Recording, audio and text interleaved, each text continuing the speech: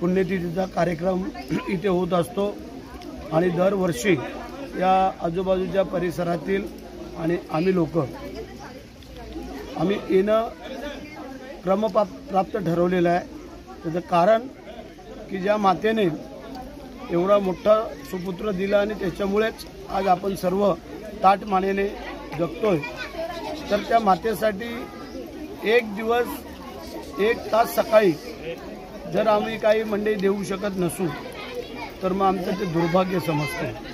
म्हणून आम्ही कुठेही जरी असलो, अधिवेशन असो, काही कार्यक्रम असो, काही असो, ते बाजूला करून आम्ही या रायगडच्या तिन्ही कार्यक्रमाला येत असतो। एक शिवाजी महाराजांची पुण्यतिथी, नंतरचा राज्याभिषेक सोहळा तिथीप्रमाणे आणि नंतर आजची ही पुण्यतिथीचा कार्यक्रम।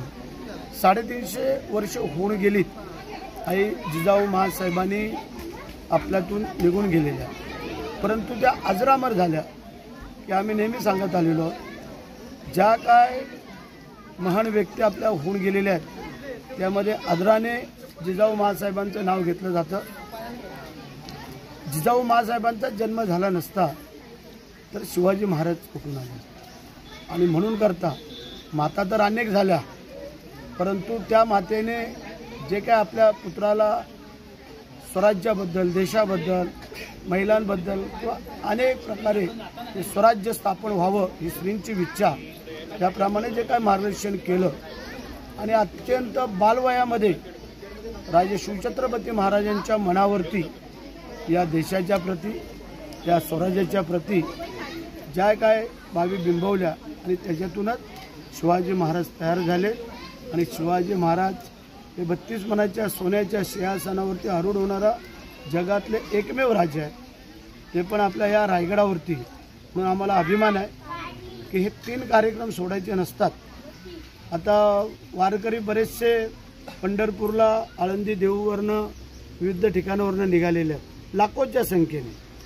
आम्ही पण लोकांना सांगत असतो नेहमीच, जा तुम्ही पंढरपूरला जा, आळंदीला जा, तिरुपतीला जा, शिर्डीला जा, सिद्धिविनायकला जा, महालक्ष्मीला जा, तुळजाभवानीला जा, सगळीकडे जा, पण जन्माला येऊन एकदा तरी आमच्या या रायगडावरती आणि या पाचाडला या, ही आमची नेहमी आम्ही सांगत असतो।